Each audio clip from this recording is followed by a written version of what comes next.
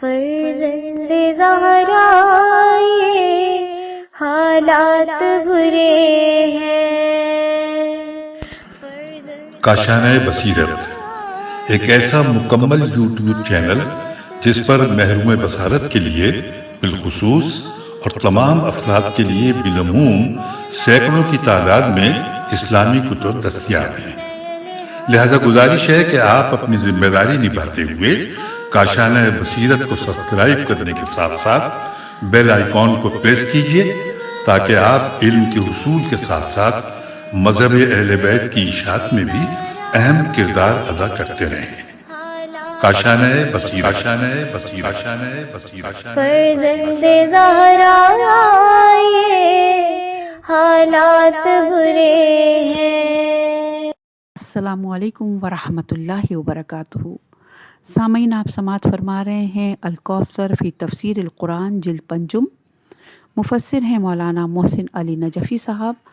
سورہ مومنون۔ بل قلوبهم فی غمرة من هذا ولهم اعمال من دون ذلك هم لها عاملون۔ مگر ان کافروں کے دل اس بات سے غافل ہیں اور اس کے علاوہ ان کے دیگر اعمال بھی ہیں جن کے یہ لوگ مرتکب ہوتے رہتے ہیں۔ تفسیر آیت۔ اس کا اشارہ اس کتاب کی طرف ہو سکتا ہے کہ کافر لوگ اپنے نامہ اعمال کے بارے میں غافل ہیں، وہ کچھ جاننا بھی نہیں چاہتے۔ یہ صرف غافل نہیں ہیں، ان کے اس کے علاوہ دیگر اعمال بد بھی ہیں جن کا یہ ارتکاب کرتے رہتے ہیں، غفلت کے علاوہ جرم کا ارتکاب بھی کرتے ہیں۔ حتى إذا أخذنا مترفيهم بالعذاب إذا هم يجأرون لا تجأروا اليوم إنكم منا لا تنصرون قد كانت آياتي تتلى عليكم فكنتم على أعقابكم تنكصون مستكبرين به سامرا تهجرون۔ حتیٰ کہ جب ہم ان کے عیش پرستوں کو عذاب کے ذریعے گرفت میں لیں گے تو وہ اس وقت چلا اٹھیں گے، آج مت چلاؤ، تمہیں ہم سے یقیناً کوئی مدد نہیں ملے گی۔ میری آیات تم پر تلاوت کی جاتی تھیں تو اس وقت تم الٹے پاؤں پھر جاتے تھے، تکبر کرتے ہوئے، افسانے گوئی کرتے ہوئے بیہودہ گوئی کرتے تھے۔ تفسیر آیات۔ نمبر 1، ان کافروں میں خاص کر عیش پرستوں کا ذکر اس لیے ہو رہا ہے کہ یہ لوگ زیادہ غفلت میں ہوتے ہیں، یہی لوگ دوسروں کو بھی گمراہ کرتے ہیں اور یہی لوگ انبیاء کی تکذیب میں پیش ہوتے ہیں۔ ان عیش و نوش میں زندگی بسر کرنے والوں پر جب عذاب ہو تو وہ چلاتے بھی دوسروں سے زیادہ ہیں۔ نمبر 2، ان سے تحقیر اور شماتت کے طور پر کہا جائے گا مت چلاؤ، آج صرف اللہ کی طرف سے نصرت آ سکتی ہے لیکن تمہیں اللہ کی طرف سے کوئی نصرت نہیں آئے گی۔ نمبر 3، دنیاوی زندگی میں ہماری آیات سننے کے لیے تم حاضر نہیں تھے، آج تمہاری فریاد سننے کے لیے کوئی حاضر نہ ہوگا۔ نمبر 4، ضمیر قرآن کی طرف ہے، چونکہ تلاوت آیات کا پہلے ذکر ہوا ہے۔ تم دنیا میں قرآن کے مقابلے میں تکبر کرتے تھے اور آیات الہی سننا تمہارے لیے باعث عار تھا۔ نمبر 5، سمر رات کو گپے ہانکنے کو کہتے ہیں جو عموماً دیہی زندگی میں رات کو داستانیں سنایا کرتے تھے۔ نمبر 6، آیت میں فرمایا کہ تم اپنی راتوں کو جب ادھر ادھر کی بیہودہ باتوں میں لگے رہتے تھے، اس میں تم ہماری آیات کو موضوع سخن بنایا کرتے تھے اور ان آیات کے بارے میں بیہودہ گویاں کرتے تھے، آج کس منہ سے ہمیں پکارتے ہو؟ اہم نکات۔ نمبر 1، قرآنی تعلیم کے مقابلے میں آج کے عیش پرست بھی تکبر کرتے ہیں۔ نمبر 2، دنیا کے عیش پرستوں کے لیے عذاب زیادہ سنگین ہوگا۔ افلم يدبروا القول ام جاءهم ما لم يأت آباءهم الاولین أم لهم يعرفوا رسولهم فهم له منكرون أم يقولون به جنة بل جاءهم بالحق وأكثرهم للحق كارهون. کیا انہوں نے اس کلام پر غور نہیں کیا یا ان لوگوں کے پاس کوئی ایسی بات آئی ہے جو ان کے پہلے باپ دادا کے پاس نہیں آئی تھی، یا انہوں نے اپنے رسول کو پہچانا ہی نہیں جس کی وجہ سے وہ اس کے منکر ہو گئے ہیں؟ کیا وہ یہ کہتے ہیں کہ وہ مجنون ہیں؟ نہیں، بلکہ وہ ان لوگوں کے پاس حق لے کر آئے ہیں، لیکن ان میں سے اکثر لوگ حق کو ناپسند کرتے ہیں۔ تفسیر آیات۔ کفار کی طرف سے اس قرآن کو مسترد کرنے کی چند ایک وجوہ قابل تصور ہیں۔ نمبر 1، مسترد کرنے کی ایک وجہ یہ ہے کہ ان لوگوں نے قرآن کو سننے اور سمجھنے کی کوشش ہی نہیں کی، ان پر حق آشکار ہو جاتا۔ نمبر 2، دوسری صورت یہ ہو سکتی تھی کہ یہ قرآن اور یہ رسول اس دنیا میں پہلی بار آیا ہے، اگر اس سے پہلے کوئی رسول نہ آیا ہوتا تو ان کو یہ کہہ کر مسترد کرنے کا حق پہنچتا تھا کہ اللہ لوگوں کی ہدایت کے لیے رسول بھیجتا تو سب لوگوں کی طرف بھیجتا، صرف ہماری طرف کیوں بھیجا؟ نمبر 3، کیا ان لوگوں کے پاس جو رسول آیا وہ انجان ہے جس سے یہ پہلے کبھی واقف نہ تھے، دفعتاً ان کے درمیان نمودار ہوا ہے؟ ایسا بھی نہیں ہے، بلکہ یہ رسول ان کی اپنی برادری کے ہیں۔ اس سے پہلے سورہ یونس کی آیت نمبر 16 میں ارشاد ہے کہ اس سے پہلے میں ایک عمر تمہارے درمیان گزار چکا ہوں، کیا تم عقل سے کام نہیں لیتے؟ وہ ان کو امین کہہ کر پکارتے تھے۔ ان سب کو علم ہے کہ اس رسول نے کبھی کسی انسان کی طرف جھوٹی نسبت نہیں دی، جیسا کہ قریش کے بعض سرداروں نے اعتراف کیا تھا، لہٰذا یہ عذر بھی درست نہیں ہے۔ نمبر 4، کیا یہ رسول آج جن زیادہ ہے جس کی وجہ سے ہم اسے تسلیم نہیں کرتے؟ یہ عذر بھی قابل اعتنا نہیں ہے، بلکہ یہ رسول تو ایک جامع نظام حیات لے کے آیا ہے جسے پیش کرنے سے دنیا قاصر ہے، اور ایک ایسا کلام پیش کرتا ہے جس کا کوئی مقابلہ نہیں کر سکتا۔ وَلَوِ اتَّبَعَ الْحَقُّ أَهْوَاءَهُمْ لَفَسَدَتِ السَّمَاوَاتُ وَالْأَرْضُ وَمَنْ فِيهِنَّ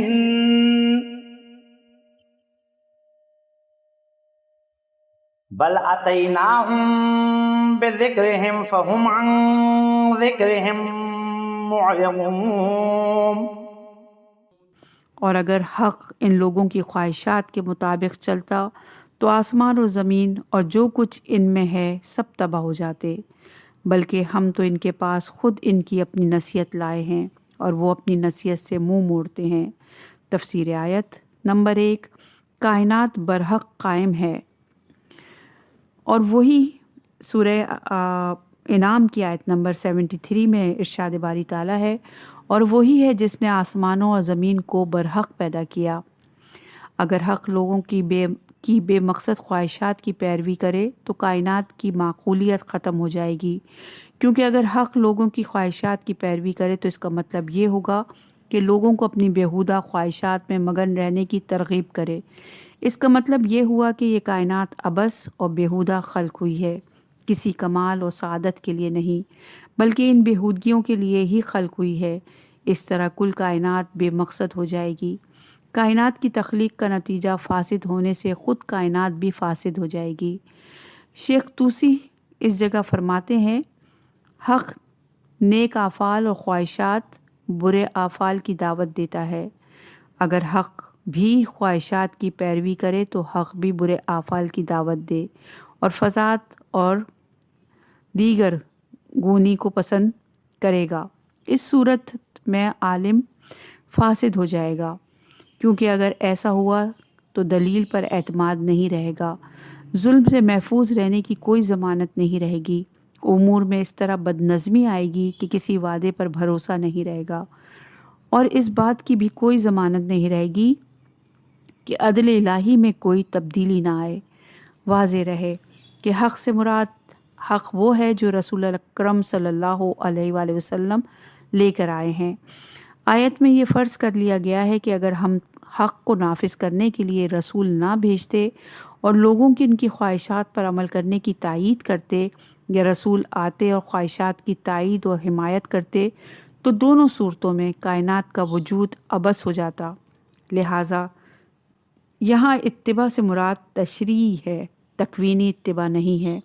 تکوینی اتباع معقول نہیں ہے کہ کہا جائے کہ اگر اللہ کائنات کو بنانے اور چلانے والے میں لوگوں کی خواہشات کی اتباع کرتا تو آسمان اور زمین فاسد ہو جاتے، جیسا کہ بہت سے حضرات کے لیے تکوین اور تشریع میں خلط ہو گیا ہے۔ ذکر کی دو تفسیریں ہیں، ایک یہ کہ ذکر سے مراد عزت و شرافت ہے، دوسری تفسیر نصیحت ہے۔ آیت کا یہ مفہوم بنتا ہے کہ یہ رسول جو حق لے کر آیا ہے وہ تمہاری اندھی خواہشات کی پیروی نہیں کرے گا کہ تم مزید ذلت و خواری کی تاریک تہ میں سرنگوں ہو جاؤ، بلکہ تمہاری عزت و شرافت کا سامان لے کر آیا ہے، تمہیں دنیا کی سرداری دینے آیا ہے۔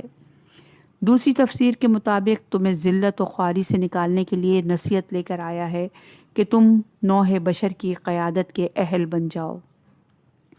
اہم نکات: نمبر 1، لوگوں کی خواہشات کی اتباع کائنات کی غرض خلقت کی نفی ہے۔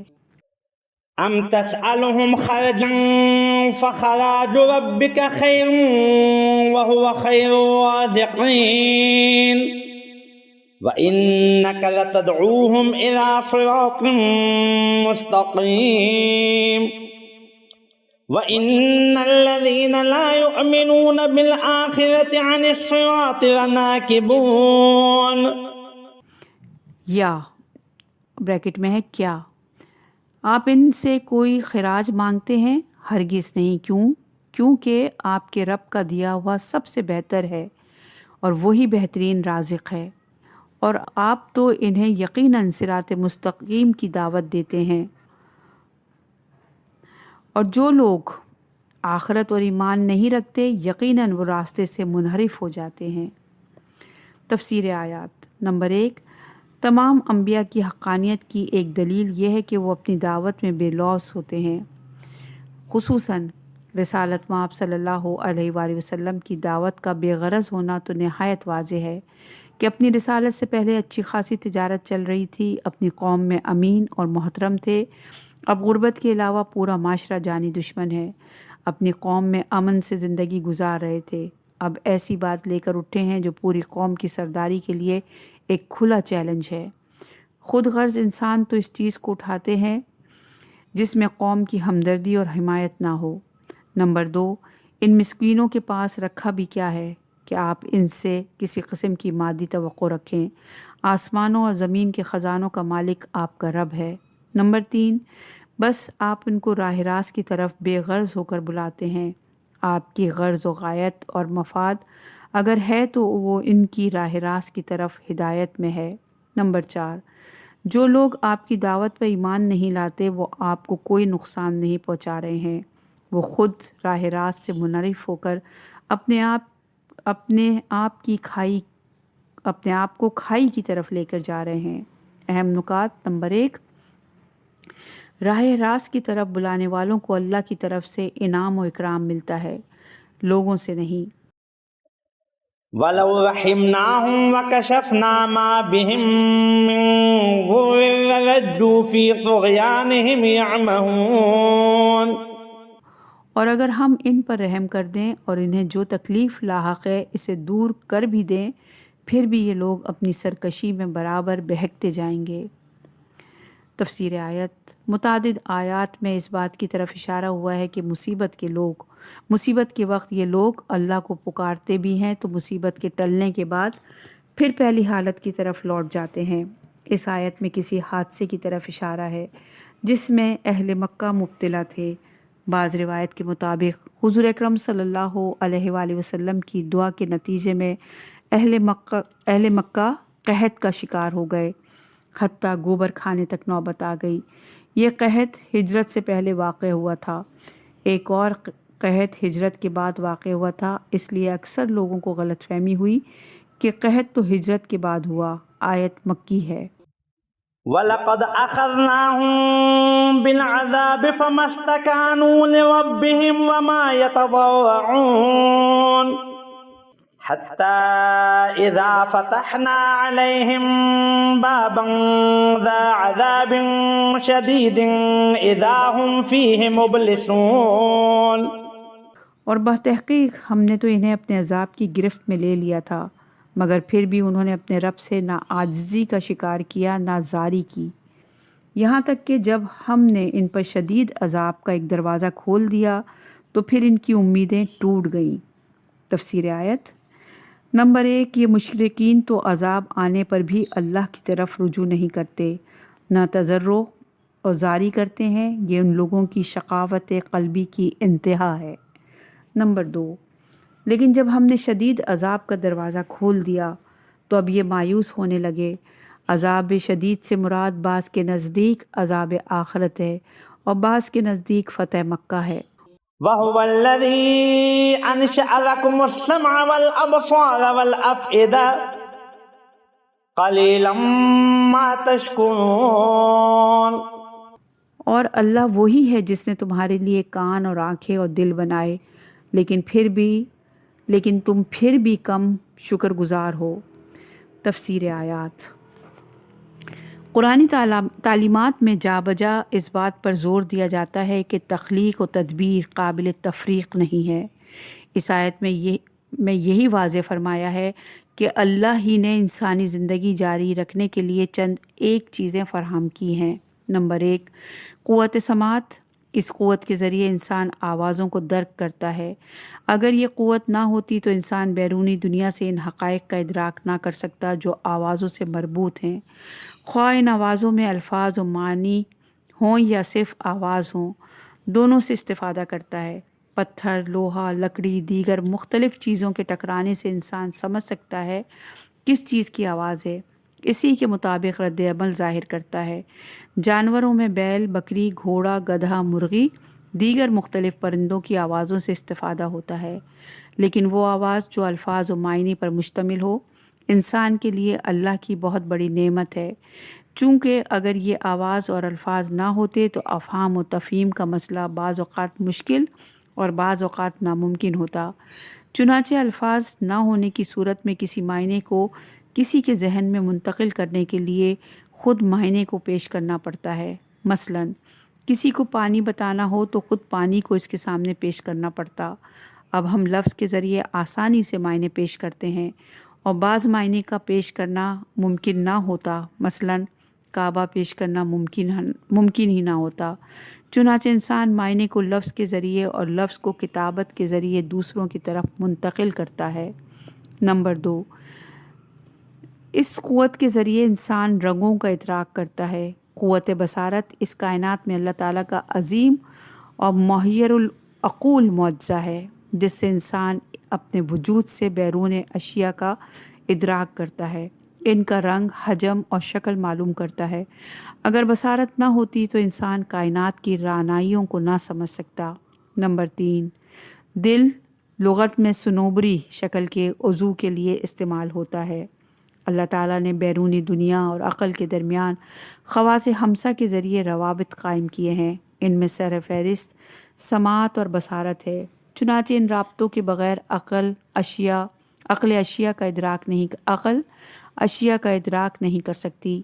جس چیز کو انسان نے حواس سے درک نہیں کیا اسے عقل نہیں سمجھ سکتی۔ مثلا اگر انسان کا وجود نہ ہوتا تو عقل پانی کو سمجھنے سے قاصر ہوتی۔ یہاں سے یہ قول مشہور ہے کہ جس کے پاس حواس میں سے کوئی ایک حص نہیں، اس کے پاس اس سے مربوط علم نہیں ہوتا۔ نمبر 4، یہ ناشکرا انسان نہ صرف ان نعمتوں کا شکر نہیں کرتا بلکہ ان نعمتوں کے وجود کا احساس تک نہیں کرتا جبکہ یہ نعمت چھن نہ جائے۔ حضرت علی علیہ السلام سے روایت ہے، یہ انسان تعجب کے قابل ہے، وہ چربی سے دیکھتا ہے اور گوشت کے لوتھڑے سے بولتا ہے اور ہڈی سے سنتا ہے۔ اور یہ ہے نہج البلاغہ کی حکمت نمبر 8 جو ہم نے آپ کے سامنے پیش کی۔ اہم نکات: نمبر 1، انسان کے بیرونی دنیا سے ذرائع روابط حواس یعنی اللہ کی بڑی نعمت ہے۔ وَهُوَ الَّذِي ذَرَأَكُمْ فِي الْأَرْضِ وَإِلَيْهِ تُحْشَرُونَ وَهُوَ الَّذِي يُحْيِي وَيُمِيتُ وَلَهُ اخْتِلَافُ اللَّيْلِ وَالنَّهَارِ افلا تعقلون. اور اللہ وہی ہے جس نے تمہیں زمین میں پیدا کیا اور اسی کی طرف تم سب کو جمع کیا جانا ہے، اور وہی ہے جو زندگی دیتا ہے اور موت بھی، اور اس کے قبضہ قدرت میں شب و روز کا آنا جانا ہے، تو کیا تم عقل سے کام نہیں لیتے؟ تفسیر آیت نمبر 1. جس نے تمہیں سماعت و بصارت عطا کی ہے، اسی نے تمہیں زمین میں پیدا کیا، پھر اس کی طرف محشور ہوں گے. ان تمام امور کو مراج اللہ کی ذات ہے، ان تمام امور کا مراج اللہ کی ذات ہے. نمبر 2. وہ تمہارا رب اور مالک ہے، زندہ کرنے اور موت دینے پر قادر ہے، اور گردش لیل و نہار اسی کے قبضہ قدرت میں ہے. تو اس کا یہ مطلب ہوا کہ تمہاری زندگی اور کل کائنات کی تدبیر اللہ کے ہاتھ میں ہے. تم عقل سے کام نہیں لیتے اور غیر اللہ کے آستانے پر ماتھا مارتے ہو. بل قالوا مثل ما قال الاولون قالوا أإذا متنا وكنا ترابا وعظاما أإنا لمبعوثون لقد وعدنا نحن وآباؤنا هذا من قبل إن هذا إلا أساطير الأولين. لیکن یہ لوگ وہی بات کر رہے ہیں جو ان سے پہلے والے کرتے رہے. وہ کہتے تھے کیا جب ہم مر جائیں گے اور ہم مٹی ہو جائیں گے اور ہڈی رہ جائے گی تو کیا ہم اٹھائے جائیں گے؟ یہی وعدہ یقیناً ہم سے اور ہم سے پہلے ہمارے باپ دادا سے بھی ہوتا رہا ہے. یہ تو صرف قصہ ہائے پارنیہ ہے. تفسیر آیات. تدبیر کائنات اور قدرت خدا سے متعلق ان نشانیوں سے استفادہ کرنے کی جگہ یہ نادان اندھی تقلید کو ترجیح دیتے اور وہی بات دہراتے ہیں جو ان کے آباء و اجداد کرتے چلے آ رہے ہیں. نمبر 1. یہ بات ان کے ذہنوں میں ناممکن شمار ہوتی رہی کہ انسان جب خاک اور ہڈیوں میں بٹ جاتا ہے تو دوبارہ زندہ ہو سکتا ہے. یہ داستان پارینہ کے علاوہ حقیقت سے خالی ہے. نمبر 2. یہ وعدہ قیامت کوئی نئی بات نہیں، ہمارے باپ دادا سے بھی یہی کہتے چلے آ رہے ہیں. ابھی تک اس قیامت کی کوئی خبر نہیں ہے. اس آیت سے معلوم ہوتا ہے کہ مشرکین اس بات سے واقف تھے کہ گزشتہ قوموں میں انبیاء علیہم السلام آئے ہیں اور سب نے یہی پیغام دیا ہے کہ قیامت آنے والی ہے. قل لمن الأرض ومن فيها إن كنتم تعلمون سيقولون لله قل أفلا تذكرون. کہہ دیجئے یہ زمین اور جو اس پر آباد ہیں کس کی ہے، اور اگر تم جانتے ہو تو بتاؤ. وہ کہیں گے اللہ کی ہے. کہہ دیجئے تو پھر تم سوچتے کیوں نہیں ہو. تفسیر آیات. قیامت کے منکرین سے کہہ دیجئے کہ زمین اور اہل زمین کا مالک کون ہے. وہ کہیں گے اللہ مالک ہے. جب اللہ مالک ہے تو مالک اپنی مملوک پر جیسے چاہتا ہے تصرف کر سکتا ہے. چونکہ اللہ کی ملکیت حقیقی ہے جس میں مملوک کا وجود اور بقا دونوں مالک سے مربوط ہوتے ہیں، اور مملوک پر جسے چاہتا ہے تصرف کر سکتا ہے. یہاں مملوک کو کسی قسم کا استدلال نہیں ہے، جبکہ غیر حقیقی مالک یعنی غیر اللہ کی ملکیت میں یہ بات نہیں آتی. غیر اللہ کی ملکیت میں یہ بات نہیں ہوتی. مخاطب مشرکین کا عقیدہ یہ تھا کہ زمین اور اہل زمین کا اللہ ہی خالق ہے، اگرچہ وہ زمینی معاملات میں غیر اللہ کو رب مانتے تھے. لہٰذا ان کے خلاف استدلال خالقیت کے طریق سے ہے کہ خالق ہی حقیقی مالک ہوتا ہے، جس کا مشرکین بھی اعتراف کرتے تھے. حقیقی مالک کے ہاتھ میں موت و حیات ہے، پہلی بار ہو یا دوسری بار. قل من رب السماوات السبع ورب العرش العظيم سيقولون لله قل أفلا تتقون. کہہ دیجئے 7 آسمانوں اور عرش عظیم کا مالک کون ہے؟ وہ کہیں گے اللہ ہے. کہہ دیجئے تو پھر تم بچتے کیوں نہیں ہو. تفسیر آیات. اس آیت سے واضح ہوا کہ مخاطب مشرکین سات آسمانوں کا اللہ ہی کو رب مانتے تھے۔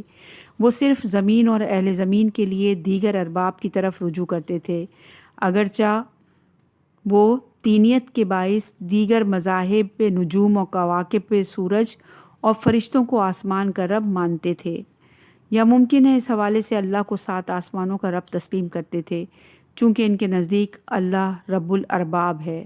نمبر 2، رب الارباب ہونے کے اعتبار سے مشرکین اللہ کو عرش عظیم کا رب مانتے تھے، ورنہ اگر ہم عرش کی تفسیر یہ کرتے ہیں کہ عرش اللہ تعالیٰ کے مقام تدبیر کا نام ہے، تو مشرکین کا یہ عقیدہ نہیں تھا کہ اللہ رب العرش بمعنی مدبر کل کائنات ہے۔ اس آیت میں ایک لطیف اشارہ ہے۔ یہ اشارہ یہ سمجھا گیا ہے کہ سوال یہ ہوا تھا کہ سات آسمانوں کا رب کون ہے، تو جواب اللہ ہے۔ ہونا چاہیے تھا لیکن جواب میں اللہ کے لیے ہے کہا گیا۔ یہاں بھی ملکیت کے ساتھ استدلال کیا گیا ہے کہ ان سب کا حقیقی مالک اللہ ہے، لہٰذا موت و حیات اس کے قبضہ قدرت میں ہے۔ قل من بيده ملكوت كل شيء وهو يجير ولا يجار عليه إن كنتم تعلمون سيقولون لله قل فأنى تسحرون بل آتيناهم بالحق وإنهم لكاذبون۔ کہہ دیجئے وہ کون ہے جس کے قبضے میں ہر چیز کی بادشاہی ہے، اور وہ کون ہے جو پناہ دیتا ہے لیکن اس کے مقابلے میں کوئی پناہ نہیں دے سکتا؟ اگر تم جانتے ہو تو بتاؤ۔ وہ کہیں گے اللہ۔ کہہ دیجئے تو پھر تمہاری یہ خپتی کہاں سے ہے؟ بلکہ ہم حق کو ان کے سامنے لے آئے ہیں اور یہ لوگ یقیناً جھوٹے ہیں۔ تفسیر آیات۔ اللہ کے ہاتھ ہر شے کی حاکمیت ہے کہ ہر چیز پر اللہ کا حکم چلتا ہے۔ ملوکت کے صیغہ مبالغہ ہونے کے اعتبار سے معنی یہ بنیں گے کہ ہر چیز پر اللہ کی حاکمیت اور سلطنت اپنے انتہائی درجے پر ہے۔ اللہ نے اشیاء پر اپنی حاکمیت اس طرح بیان کی ہے۔ سورہ یاسین کی آیت نمبر 82 اور 83۔ جب وہ کسی چیز کا ارادہ کر لیتا ہے تو بس اس کا امر یہ ہوتا ہے کہ اسے یہ کہے ہو جا، پس وہ ہو جاتی ہے۔ پس پاک ہے وہ ذات جس کے ہاتھ میں ہر چیز کی سلطنت ہے۔ نمبر 2، وہ ہر بلا سے پناہ دیتا ہے۔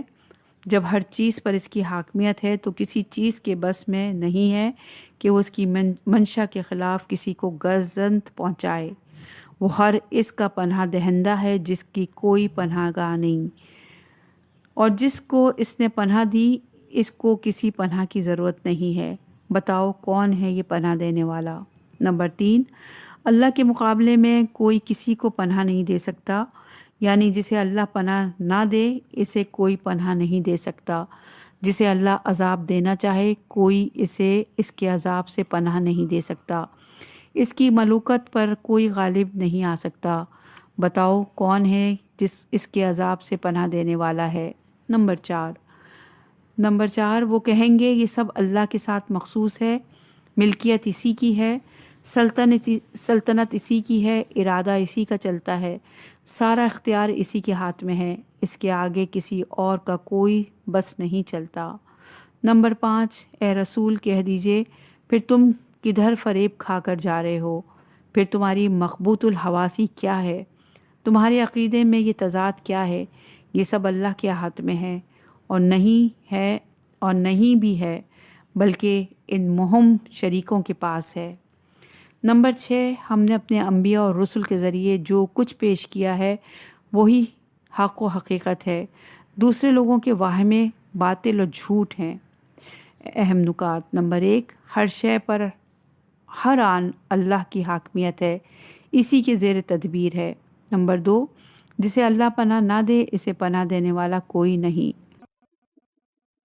ما اتخذ الله من ولد وما كان معه من إله إذا لذهب كل إله بما خلق ولعلى بعضهم على بعض سبحان اللہ عما یصفون۔ اللہ نے کسی کو بیٹا نہیں بنایا اور نہ ہی اس کے ساتھ کوئی اور معبود ہے۔ اگر ایسا ہوتا تو ہر معبود اپنی مخلوقات کو لے کر جدا ہو جاتا اور ایک دوسرے پر چڑھائی کر دیتا۔ اللہ پاک ہے ان چیزوں سے جو یہ لوگ بیان کرتے ہیں۔ تفسیر آیات نمبر 1، تشریح کے لیے سورہ بقرہ کی آیت نمبر 116، سورہ انبیاء کی آیت نمبر 27 ملاحظہ فرمائیے۔ نمبر 2، اللہ کے علاوہ کوئی معبود ہے تو وہ اس وقت معبود ہو سکتا ہے جب وہ خالق ہو۔ اگر تمہارے سب معبود بھی خالق ہیں تو 1 نمبر ہے، ہر معبود کی مخلوقات کی تشخیص ہو جاتی، یہ کس معبود کی مخلوقات ہیں۔ اس معبود کے خلق دوسرے معبود کی خلق سے جدا ہوتی۔ اس صورت میں ہر معبود اپنا اپنا نظام قائم کرتا اور آپس میں کسی قسم کا ارتباط نہ ہوتا، بلکہ ہر ایک کا اپنا اپنا مستقل نظام ہوتا۔ مثلا ایک معبود سمندر کا نظام، دوسرا خشکی کا نظام چلا رہا ہوتا، تو خشکی کو سمندر سے کوئی ربط نہیں ہونا چاہیے۔ اسے اگر بادل بارش کی ضرورت ہے تو اس کا نظام سمندر سے ہٹ کر اپنے پاس ہونا چاہیے۔ دوسرے کے نظام کے بخارات اور بادل و بارش کے انتظار میں نہیں بیٹھنا چاہیے، جبکہ موجودہ نظام اس بات کی تائید کرتا ہے کہ کائنات کی ہر چیز دوسرے سے مربوط ہے۔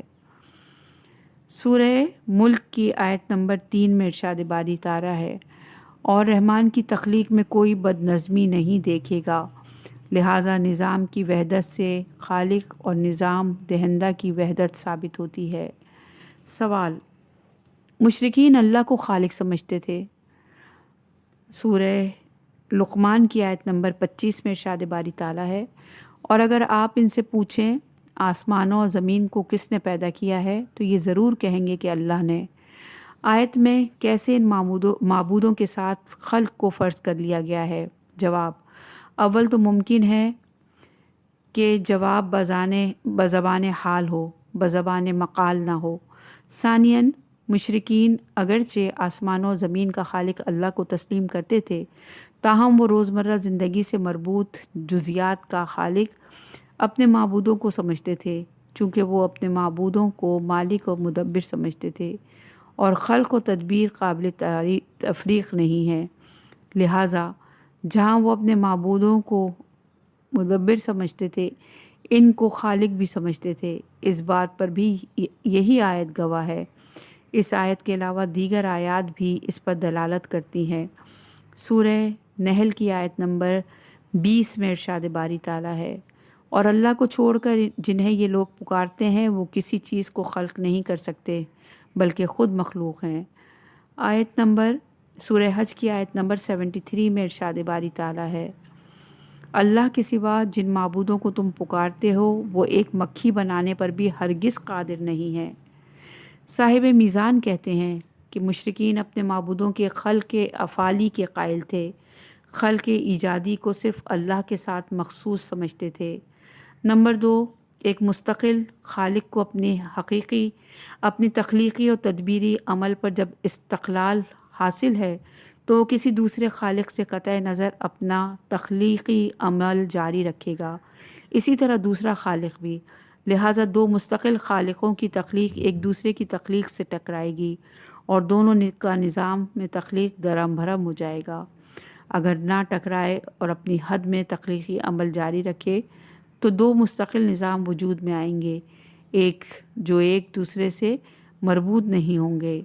یہ فرض کر لیں کہ آیت کے پہلے جملے میں باطل ثابت کیا گیا ہے، ہمارے اس بیان سے وہ سوال پیدا نہیں ہوتا جو عموماً اٹھایا جاتا ہے، ایسا کیوں نہیں ہو سکتا تھا کہ 2 حکیم و دانا خالق اپنے اپنے دائرے میں نظام و خلق چلائیں اور ایک دوسرے پر چڑھ نہ دوڑیں؟ اس موضوع پر مزید تفصیل کے لیے ملاحظہ ہو سورہ انبیاء کی آیت نمبر 22۔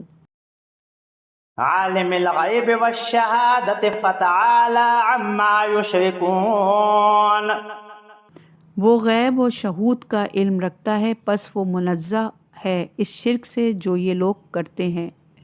تفسیر آیت، کل کائنات کا ہر ذرہ اللہ تعالیٰ کے زیر سلطنت زیر نظر ہے، اس کا علم ہر چیز کا احاطہ کیسے کیے ہوئے ہے، لہٰذا اللہ کی ذات ان توہمات سے بالاتر ہے جو مشرکین کرتے ہیں۔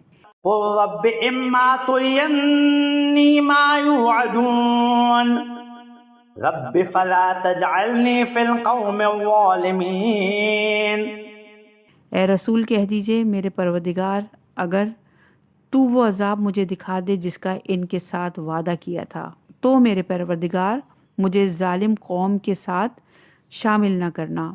تفسیر آیات نمبر 1، ان حروف شرائط میں ما زائدہ ہے۔ خود اللہ تعالیٰ کی طرف سے اس دعا کی تعلیم سے یہ اشارہ مل رہا ہے کہ ان مشرکین پر عذاب نازل ہونے کا وقت قریب آ رہا ہے۔ نمبر 2، دعا کے اس جملے سے معلوم ہوتا ہے کہ عذاب اتنا شدید ہوگا کہ بے گناہ کے منہ سے یہ دعا نکلے گی کہ پروردگار ہمیں ان ظالموں کی طرح کسی عذاب میں مبتلا نہ